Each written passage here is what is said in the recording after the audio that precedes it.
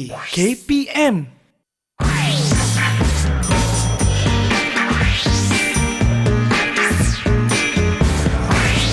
Didik TV KPM.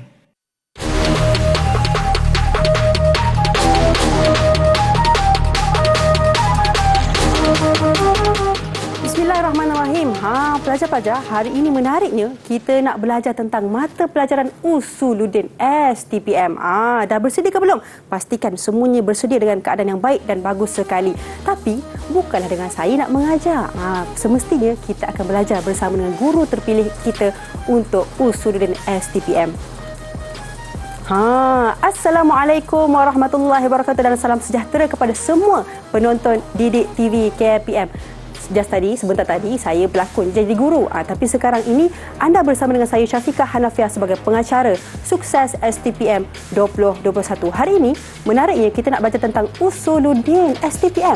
Apakah cara untuk menjawab kertas ini? Kita akan bersama dengan guru kita. Jom kita lihat profil guru. Saksikan.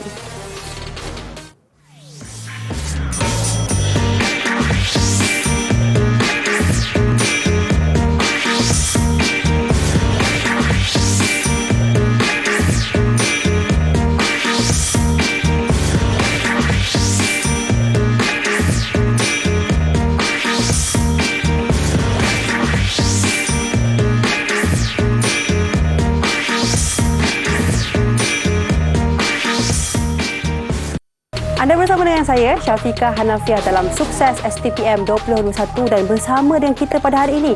Assalamualaikum Ustaz. Waalaikumsalam warahmatullahi ta'ala wabarakatuh. Ustaz Muhammad Zahrin Haji Saleh daripada Sekolah Menengah Kebangsaan Agama Falahiyah Pasir Pekan. Daripada Kelantan tu Ustaz, jauh no.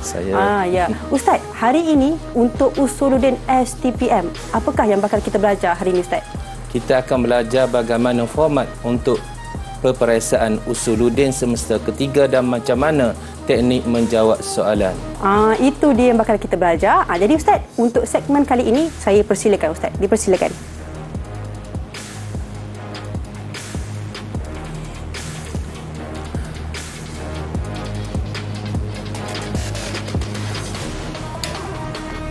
Okey. Para pelajar yang dikasihi semua, pada hari ini kita akan membicarakan tentang Usuluddin STPM. Untuk makluman semua, untuk mata pelajaran STPM, kita ada 3 semester. Pertama, semester pertama iaitu Ilmu Tauhid 931 Palang 1. Kemudian semester yang kedua, Ulumul Quran dan Ulumul Hadis 931 Palang 2. Manakala semester yang ketiga iaitu Ilmu Mantik 931 Palang 3. Pada hari ini kita akan membicarakan tentang bilakah tarikh peperiksaan Usuluddin semester yang ketiga. Tarikh yang telah ditetapkan oleh pihak Majlis Peperiksaan Malaysia iaitu pada 18 Mei 2022 pada hari Rabu, sidang pertama jam 8 sehingga 10 pagi. Mari kita berkenalan dengan ilmu mantik. Ilmu mantik mengandungi 3 bab. Bab yang pertama iaitu mantik dalam tradisi ilmu Islam. Yang kedua, kaedah-kaedah ilmu mantik. Yang ketiga, tokoh-tokoh ilmu mantik. Seterusnya kita analisis format soalan peperiksaan Usuluddin semester yang ketiga. Soalan yang akan dikemukakan kepada pelajar semua iaitu 5 soalan. Pelajar dikehendaki menjawab 4 soalan sahaja. Kita lihat bab yang pertama iaitu mantik dalam tradisi ilmu Islam. Dalam bab ini soalan pertama akan diberikan dan dikemukakan kepada semua calon. Pertama iaitu berkaitan dengan takrif ilmu mantik, sejarah kemunculan dan perkembangan ilmu mantik. peranan dan kepentingan ilmu mantik dalam falsafah, usuluddin, usul fiqh dan ilmu bahasa. Dan seterusnya polemik, ilmu mantik dan yang terakhir ilmu mantik di Malaysia. Soalan yang akan ditanya kepada pelajar semua iaitu soalan yang bernombor 1. Manakala bab yang kedua, kaedah-kaedah ilmu mantik, merangkumi beberapa tajuk yang di antaranya ialah dilalah, at-ta'rif, istidlal, induksi, ralak dan falasi, tokoh-tokoh ilmu mantik yang terakhir iaitu Ibnu Sina, Imam Ghazali dan Ibnu Haytham. Berdasarkan kepada tajuk-tajuk semua ini, maka kita lihat kepada soalan yang telah pun dikeluarkan oleh pihak Majlis Peperiksaan Malaysia. Contoh soalannya iaitu calon dikehendaki menjawab 4 soalan sahaja. Pertama, soalan pertama iaitu dibahagikan kepada 3, iaitu soalan A, soalan B dan soalan C. Manakala untuk soalan yang kedua diberi kepada pelajar iaitu soalan A, soalan B dan soalan C, dan soalan yang ketiga juga adalah soalan A, B dan C. Dan seterusnya yang keempat iaitu soalan A, B, C dan yang kelima iaitu A, B, C. Jadi di sini pelajar dikehendaki untuk menjawab empat soalan daripada 5 soalan yang dikemukakan. Teknik menjawab soalan iaitu 2 perkara yang mesti pelajar menguasai. Pertama iaitu daripada segi agihan masa. Masa yang diperuntukkan kepada semua pelajar 2 jam iaitu 120 minit. Dan pelajar mesti menjawab 4 soalan. Ini bermaksud untuk 4 soalan, calon mesti menjawab 1 soalan iaitu 30 minit. Manakala daripada teknik menjawab yang kedua iaitu fokus kepada 2. Pertama, kehendak soalan dan yang kedua, peruntukan markah. Ini mesti dikuasai oleh semua pelajar supaya pelajar mendapat iaitu memahami kehendak soalan dan seterusnya pelajar mengetahui peruntukan markah yang telah diperuntukkan bagi setiap soalan tersebutnya. Baik, itu dia fokus ataupun format soalan Ustaz untuk Usuluddin STPM. Tapi Ustaz, kalau kita lihat tadi Ustaz jelaskan mengenai dengan soalan, terdapat 5 soalan untuk dalam kertas Usuluddin. Yeah. Bagaimana Ustaz untuk pelajar-pelajar ni pilih 4 daripada 5 itu dengan baik yang mungkin diorang sukalah kan untuk dapat markah yang tinggi? Okey, kepada semua pelajar-pelajar, mereka hendaklah memilih soalan yang senang, mudah untuk dijawab. Ini bermaksud pemilihan terletak kepada pilihan masing-masing. Apa yang mereka kuasai, tajuk mana yang mereka faham, maka itulah soalan yang mereka pilih dan seterusnya mereka menjawab di dalam peperiksaan nantinya. Baik, itu dia. Maksudnya kalau untuk pelajar-pelajar kita boleh pilih soalan yang senang supaya nanti dia boleh dapat markah yang tinggi. Jadi itu dia analisis format untuk soalan dalam kertas peperiksaan Usuluddin STPM. Jadi kita kena pastikan pelajar-pelajar kita pilih soalan yang senang untuk kita jawab supaya dapat markah yang tinggi. Jadi saya yakin kita semua nak berehat seketika. Kita kembali selepas ini dalam Sukses STPM 2021.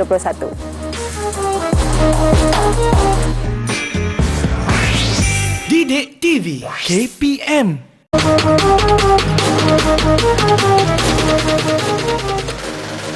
Bersama dengan kami dalam Sukses STPM 2021 hari ini, kita nak tahu apakah tips untuk menjawab kertas peperiksaan Usuluddin STPM. Kita bersama dengan kita Ustaz Muhammad Zahrin Haji Saleh.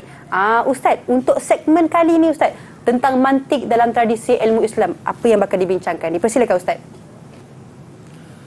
Okey, terima kasih Syafiqah. Pada tajuk mantik dalam tradisi ilmu Islam, kita akan membincangkan berkaitan dengan bentuk-bentuk soalan dan juga contoh-contoh soalan.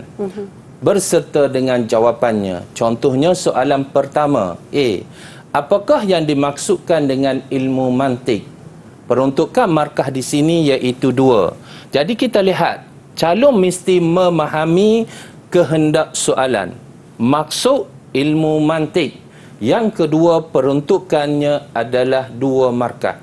Ini bermaksud jawapan calon mesti berdasarkan kehendak soalan dan berdasarkan kepada peruntukan markah. Dan jawapan calon itu hendaklah daripada segi istilah sahaja. Ini bermaksud calon tidak perlu mendatangkan iaitu pengertian ataupun maksud ilmu tauhid daripada segi bahasa. Sebab peruntukan markah adalah 2 sahaja. Katakanlah kalau soalan yang dikemukakan peruntukan markahnya adalah 4. Ini memberi makna calon mesti mendatangkan pengertian ilmu mantik dari segi bahasa dan juga daripada segi istilahnya.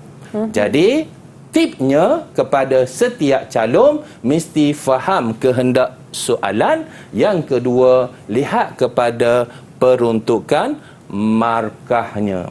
Jadi, inilah jawapan kepada apakah yang dimasukkan dengan ilmu mantik yang diperuntukkan 2 markah. Calon kemudian menjawab ilmu mantik ialah ilmu yang menyusun pemikiran manusia dengan meletakkan peraturan yang boleh memelihara seseorang daripada tersalah dalam berfikirnya. Manakala katakan kalau jawapan yang dikemukakan ataupun peruntukan markah dikemukakan adalah 4, maka calon mesti menjawab daripada segi bahasa. Daripada segi bahasa, ilmu mantik ini asalnya daripada perkataan Yunani, iaitu logos, yang bermaksud kebenaran berfikir. Manakala mantik ini merupakan kalimah bahasa Arab yang berasal daripada perkataan nataqa, iaitu berkata dan berfikir. Itulah dia yang mesti dicalon menjawabnya nanti di dalam peperiksaan untuk bahasa dan juga istilahnya. Baik. Seterusnya kita lihat kepada soalan 1B.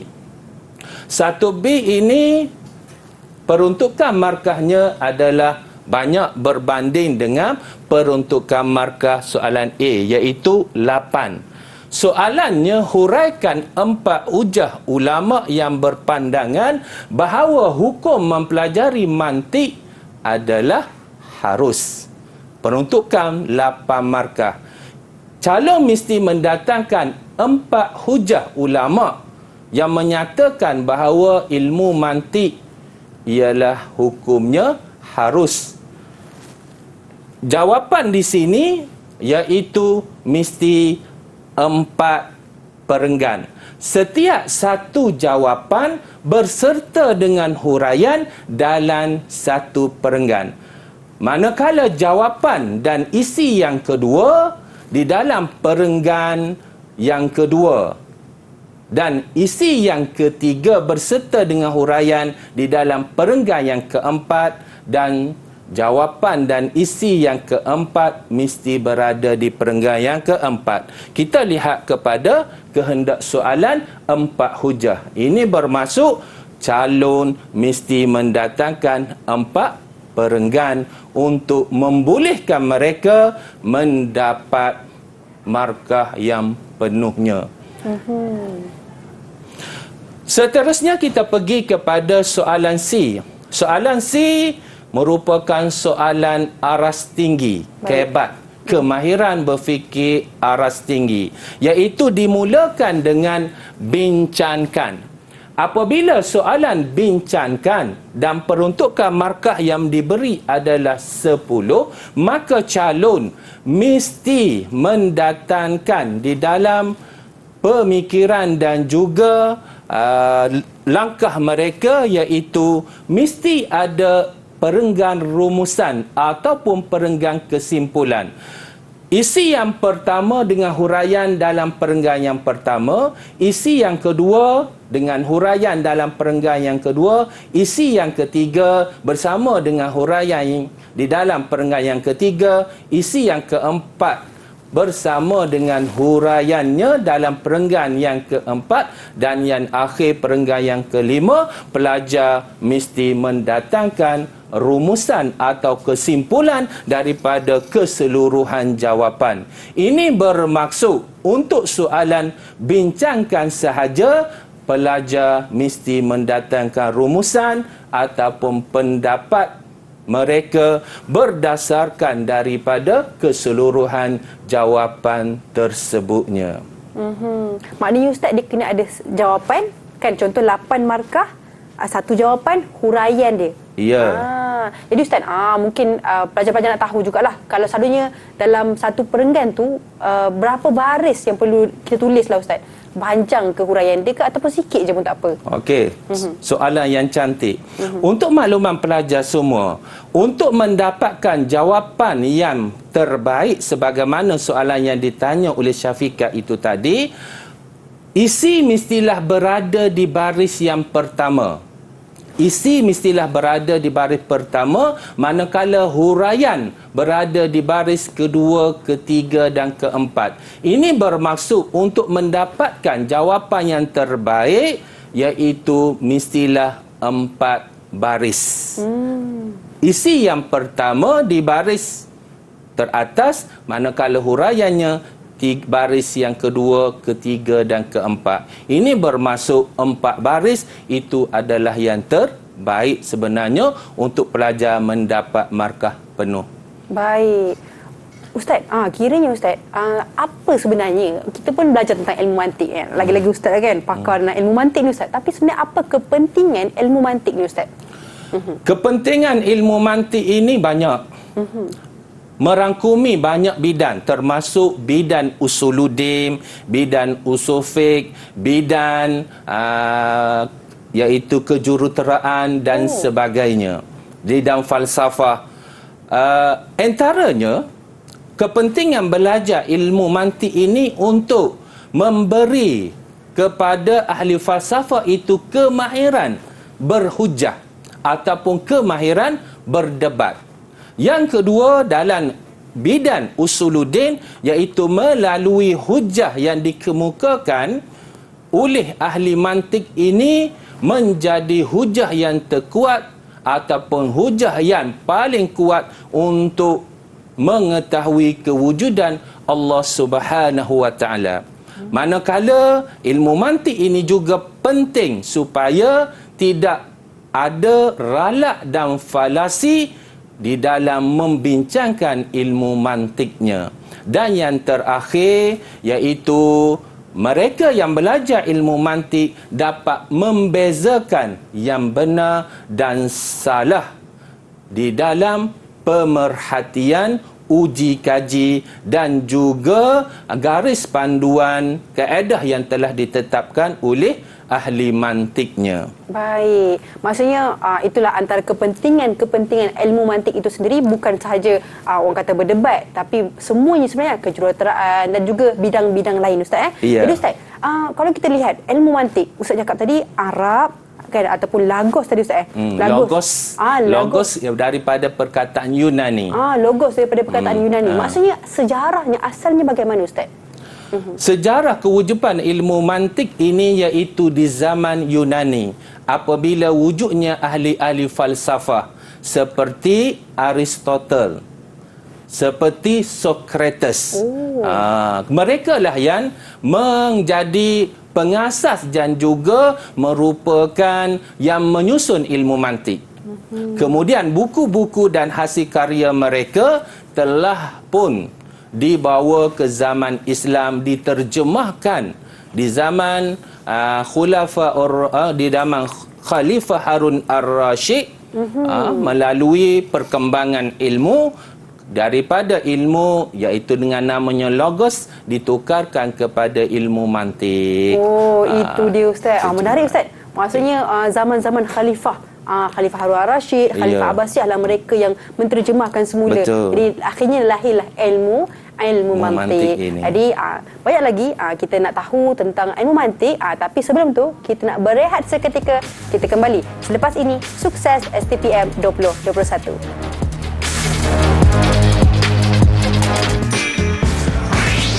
Didik TV KPM.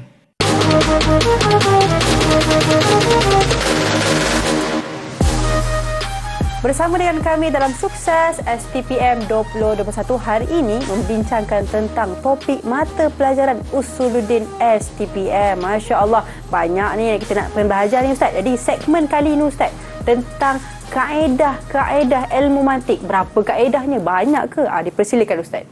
Okey, terima kasih Syafiqah. Untuk bab yang kedua iaitu kaedah-kaedah ilmu mantik. Di dalam bab inilah iaitu yang paling banyak sekali pelajar perlu pelajari. Dan kita lihat soalan contoh antaranya iaitu jelaskan dua perkara yang membentuk dilalah. Peruntukan markah iaitu 4 markah. Sebagaimana yang saya nyatakan tadi, pelajar mesti memahami kehendak soalan. Kehendak soalan di sini iaitu dua perkara yang membentuk dilalah. Jawapan calon mestilah didatangkan dua. Pertama, dua perkara yang membentuk dilalah ialah pertama adalah dal. Yang kedua iaitu madlul. Apa yang maksud dal? Apa maksud madlul? Dal ini adalah petunjuk. Madlul ialah sesuatu yang ditunjukkan. Contohnya dal. Pucat muka seseorang. Madlulnya yang menunjukkan beliau adalah sakit. Dal juga, petunjuk juga, iaitu memberi maksud bahawa bunyi siren bomba, madlulnya adalah wujudnya adanya kecemasan. Jadi di sini perkara yang perlu dipelajari oleh calon berkaitan dengan dilalah. Dan dilalah ini terbahagi kepada beberapa bahagian. Dilalah lafziyah yang berlafaz dan dilalah ghairil lafziyah iaitu dilalah petunjuk yang tidak berlafaznya. Apabila calon mendatangkan iaitu jawapan dal dan juga madlul serta dengan contoh, maka calon mendapat markah penuh. Ataupun calon mendatangkan maksud dal serta huraiannya.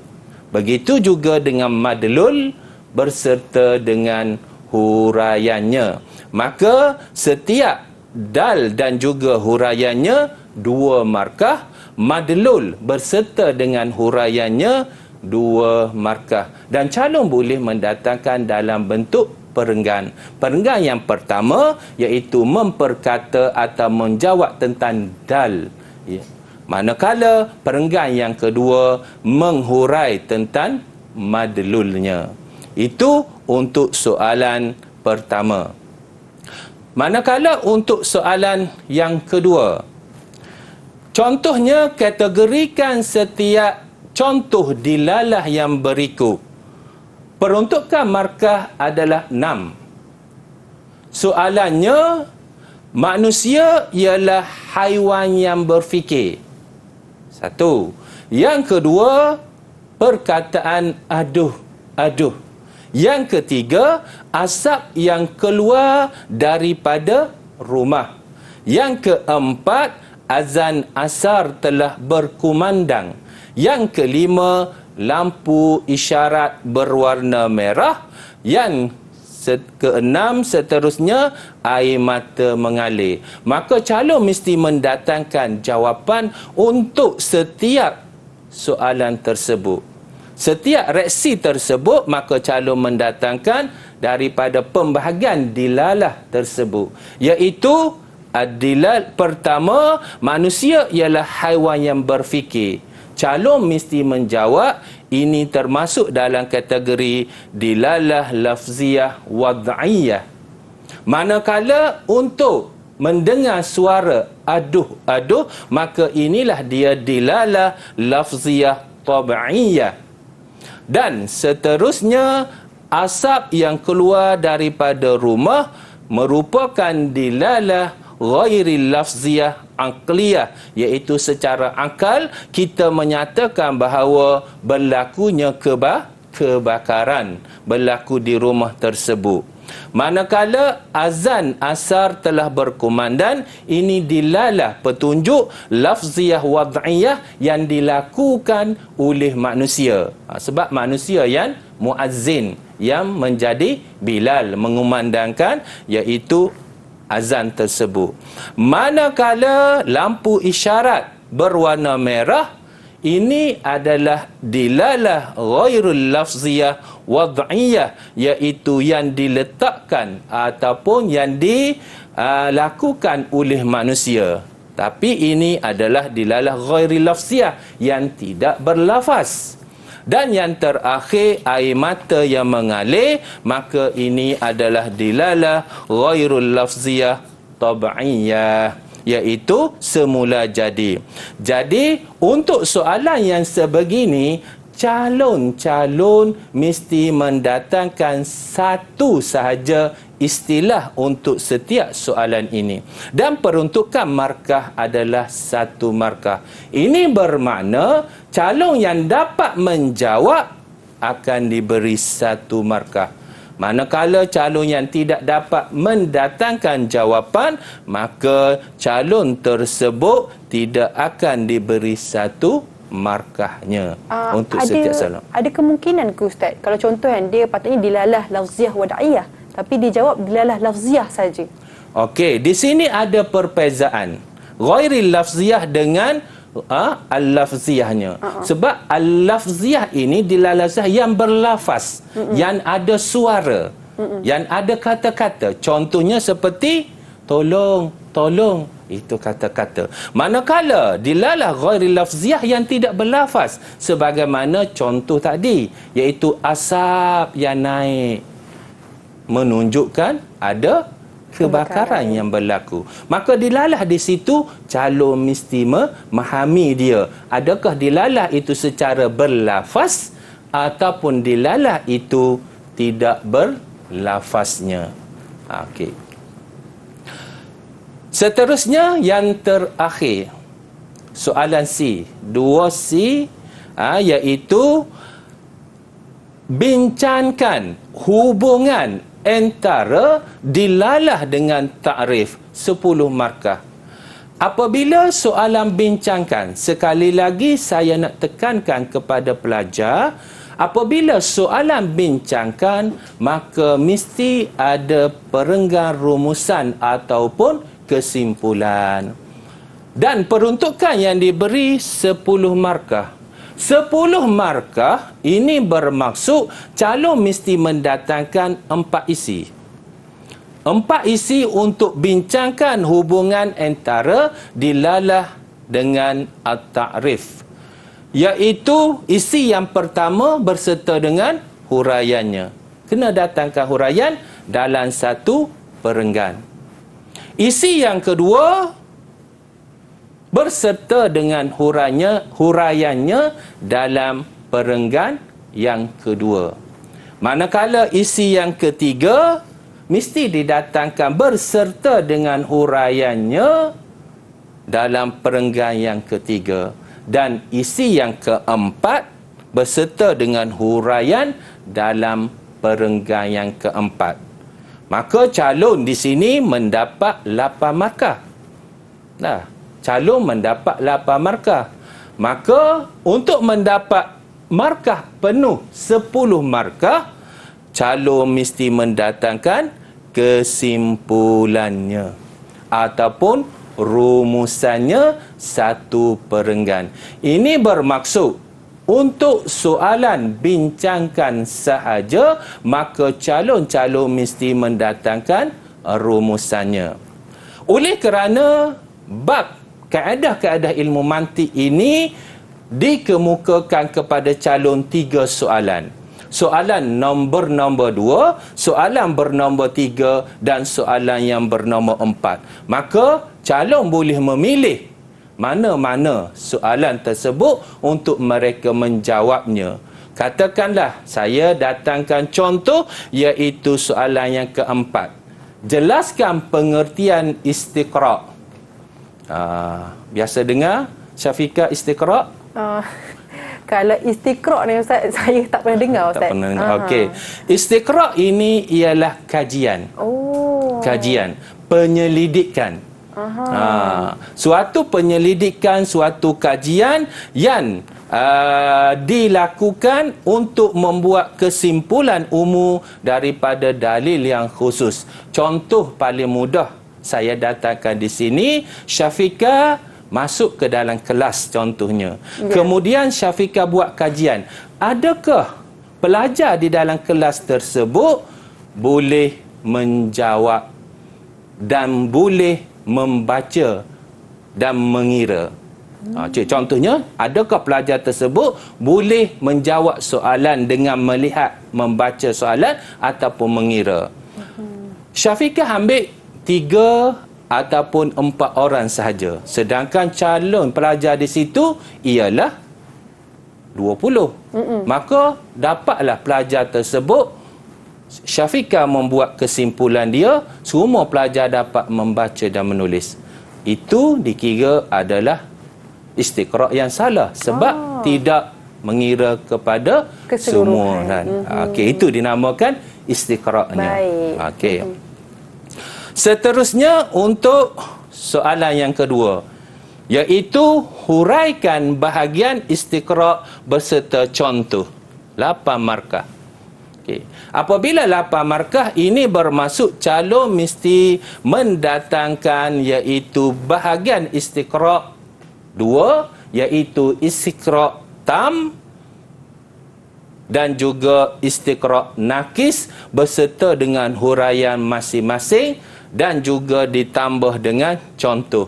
Sebagaimana yang saya tanyakan tadi, kalau istiqra' tam ini penyelidikan yang dijalankan terhadap seluruh juz'i. Contoh tadilah, Syafiqah masuk dalam kelas, kaji semua pelajar, maka dapat dapatan. Rupa-rupanya pelajar dapat menjawab, dapat membaca, dapat mengira, dapat menulis. Maka itu dipanggil sebagai istiqra' tam. Manakala Syafiqah memilih hanya sahaja 3 atau 4 orang sahaja, kemudian Syafiqah menyatakan bahawa sebahagian sahaja pelajar yang dikaji tetapi memberi input ataupun memberi hasilnya kepada keseluruhan, maka itu dinamakan istiqra' nakisnya. Contohnya, siapa yang pernah buat istiqra' nakis? Iaitu Imam Syafi'i. Contoh dalam ni dah. Maksudnya Imam Syafi'i mengkaji perempuan-perempuan di negara Iraq. Ini dalam usul fiqh ni. Maksudnya masalah fiqh ni. Dah. Maka istiqra' yang dilakukan hanya mengkaji perempuan di Iraq berkaitan dengan tempoh haid bagi perempuan, tapi dipakai semua di dalam mazhab Syafi'i. Maka itu dinamakan istiqra' nakisnya. Okey. Jadi itu dia Ustaz, tentang istiqra' berserta dengan contoh. Yang paling penting maksudnya pelajar-pelajar kena tahulah, tahulah apa yang perlu dijelaskan dalam huraian soalan tersebut. Okey Ustaz, dipersilakan. Okey, seterusnya yang terakhir iaitu bincangkan 4 syarat tajribah.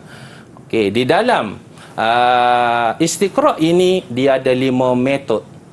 Antaranya tajribah. Pertama mulahazah, tajribah, fardu furu', tahqiqul fardu furu' dan seterusnya al-qanun atau ta'mimul hukum.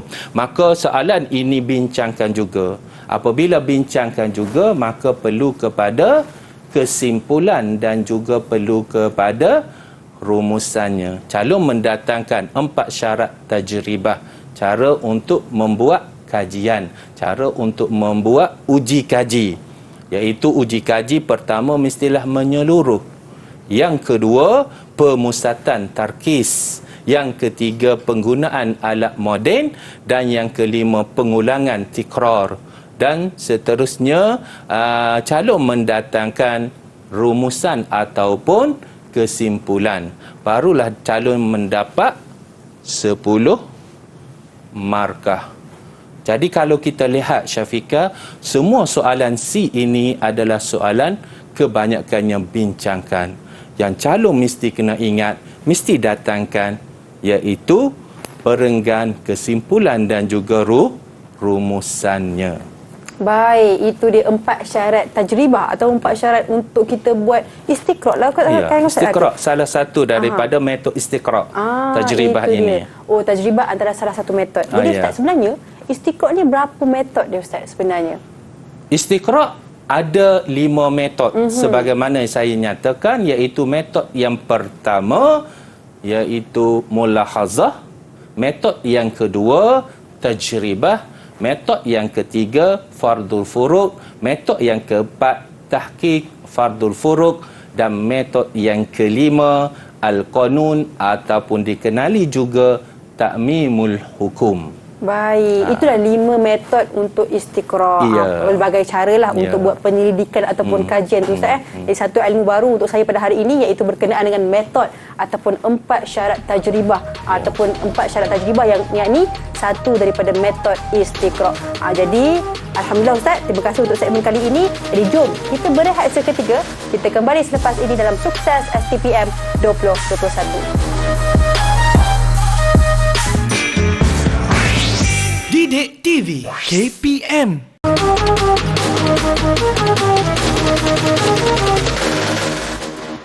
Bersama dengan kami dalam Sukses STPM 2021, dan hari ini kita belajar tentang ilmu ataupun mata pelajaran Usuluddin tentang ilmu mantik.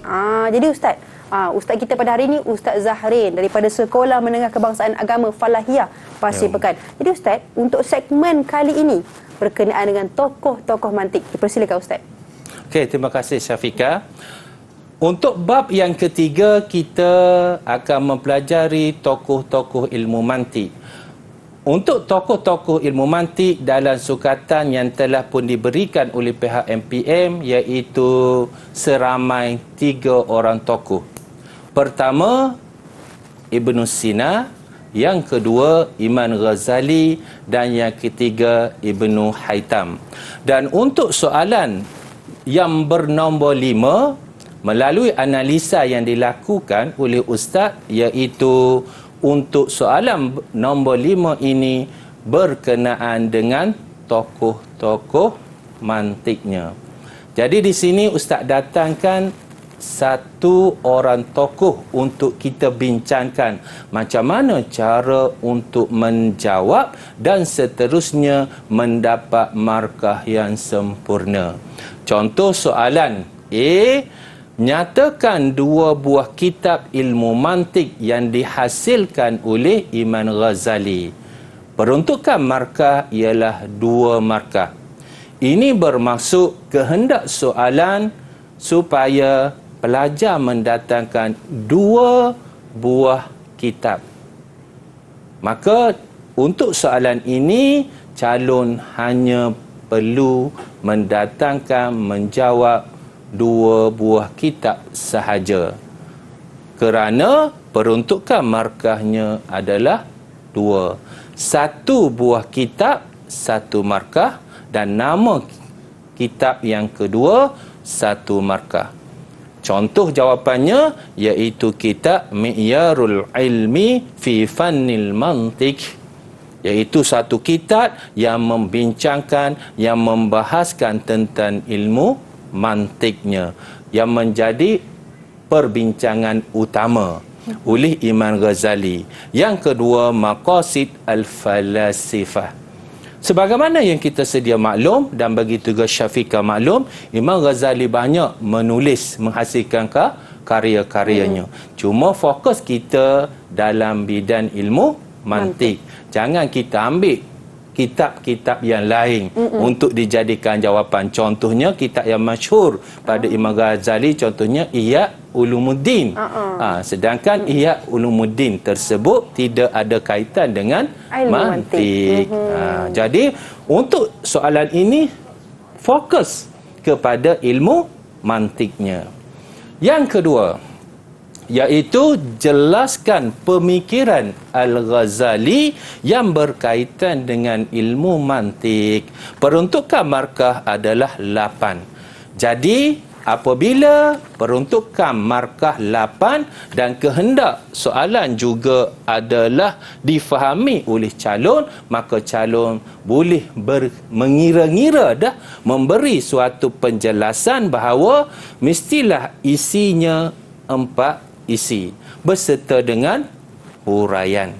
Senang kan? Maksudnya daripada soalan pertama, kedua, ketiga, 4, jadi pelajar dah nampak berapa isi yang sepatutnya pelajar jawab berdasarkan kepada peruntukan markahnya.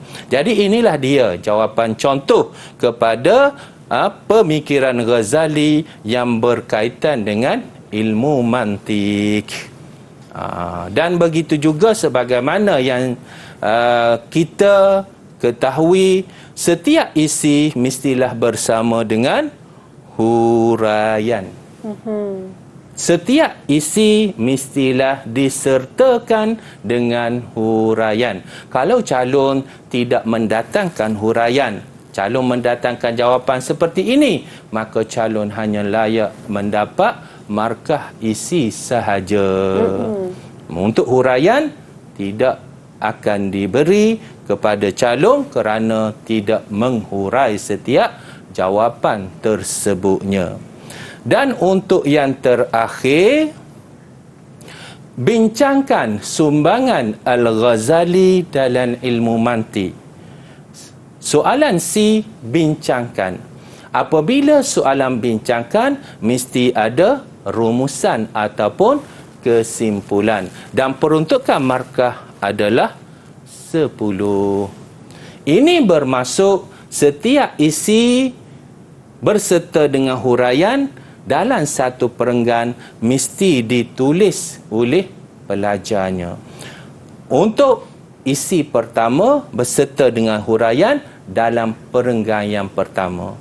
Isi yang kedua berserta huraian dalam perenggan yang kedua. Isi yang ketiga berserta dengan huraian dalam perenggan yang ketiga. Isi yang keempat berserta dengan huraian dalam perenggan yang keempat. Dan akhirnya rumusan. Untuk makluman pelajar-pelajar semua, Usuluddin STPM pelajar mesti menjawab dalam esei. Ini bermaksud pelajar mesti menjawab banyak penulisannya supaya pelajar ini mendapat markah yang paling layak untuk mereka mendapatnya.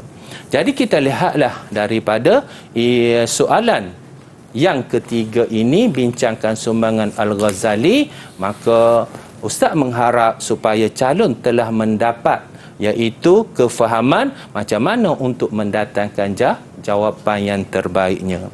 Dan yang akhir untuk pelajar-pelajar semua, kita melihat analisis soalan-soalan mantik 931 Palang 3 sehingga tahun 2020, iaitu tahun lepas. Inilah dia yang telah pun masuk di dalam peperiksaan, yang telah pun dikemukakan di dalam peperiksaan, iaitu pertama dalam bab mantik dalam tradisi ilmu Islam, ta'rif ilmu mantik. Jadi menjadi iaitu perkara yang dibincangkan juga, ditanya juga. Seterusnya, sejarah kemunculan dan perkembangan ilmu mantik dan peranan dan kepentingan ilmu mantik, falsafah, usuluddin, usul fiqh dan juga ilmu bahasa. Jadi Ustaz mengharap kepada calon sila lihat analisis ini dan membuat penekanan kepada soalan-soalan yang lazimnya masuk di dalam setiap peperiksaan. Manakala untuk polemik tentang ilmu mantik juga sering kali masuk, dan begitu juga ilmu mantik di Malaysia juga pernah dikemukakan di dalam soalannya. Manakala untuk tajuk yang kedua, iaitu kaedah-kaedah ilmu mantik, inilah dia dilalah pernah juga masuk hubungan dilalah dengan ta'rif al-alfaz, at-ta'rif kulliyatul khams, bahagian dan syarat ta'rif, aplikasi ta'rif dalam ilmu, dalam disiplin ilmu dan kehidupannya. Al-Qadiyah, bahagian istidlal, qiyas, penggunaan qiyas dalam karya Usuluddin, dan seterusnya istiqra', metod istiqra', kepentingan istiqra' dalam pengajian Islam dan penyidikan, dan ralak serta falasi. Dan yang terakhir dalam bab yang ketiga, tokoh-tokoh mantik. Kalau kita lihat, Ibnu Sinar pernah masuk, Al-Ghazali pernah masuk, begitu juga dengan Ibnu Haitamnya. Jadi inilah dia analisis soalan-soalan, kekerapan soalan yang telah masuk, dan Ustaz mengharapkan semoga calon mendapat manfaat daripada analisis ini. Baik, insya-Allah. Jadi Ustaz, yang ni Ustaz dah jelaskan dah. Pelajar-pelajar kita boleh take note, kita boleh ambil tahu tentang perkara ini supaya kita boleh ready dah. Lepas ni nak buat latihan apa dan sebagainya. Jadi Ustaz, berkenaan dengan tokoh-tokoh ilmu mantik. Kita tahu tadi Ibnu Sina, Ibnu Haitam, Ibnu Al-Ghazali. Tapi adakah tokoh-tokoh ilmu mantik ni ataupun ilmu falsafah ya Ustaz? Daripada barat Ustaz. Macam mana Ustaz?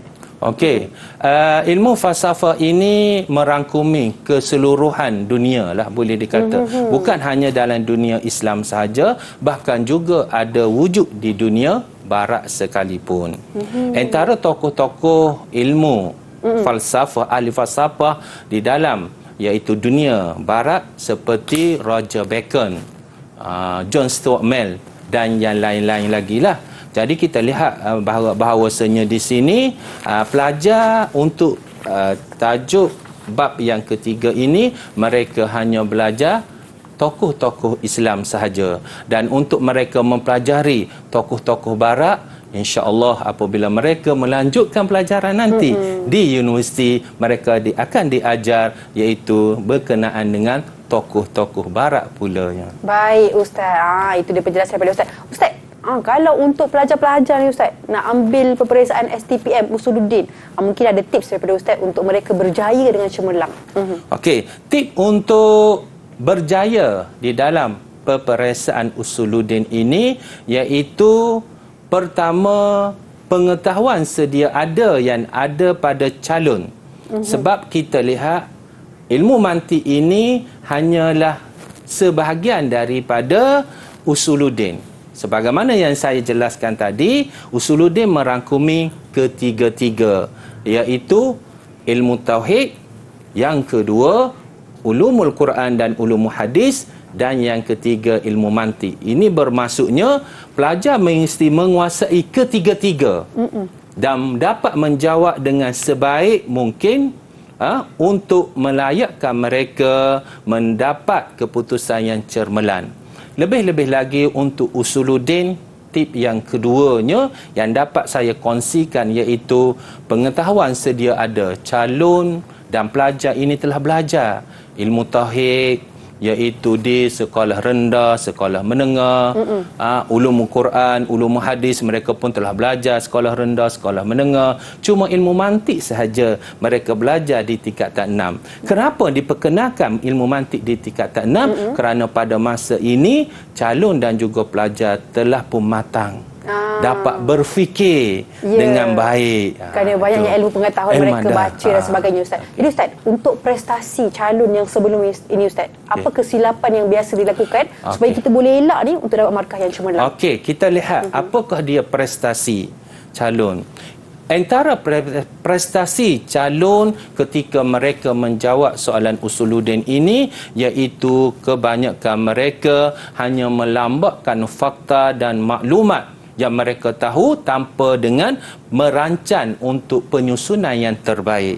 Itu kesilapannya. Calon dah ada maklumat tetapi mereka tidak rancang dengan susun yang terbaik ketika mempersembahkan jawapannya. Yang kedua iaitu kekurangan maklumat.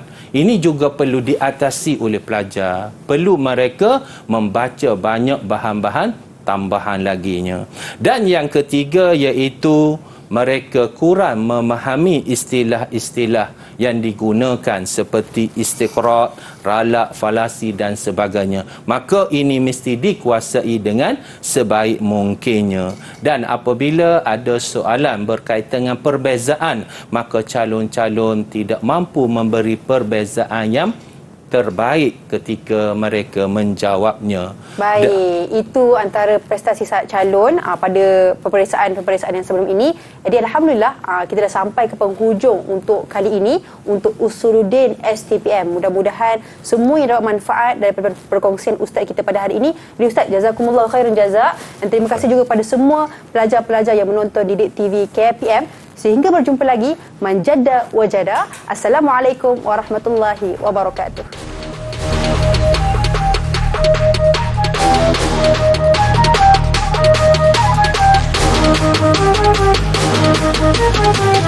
Thank you.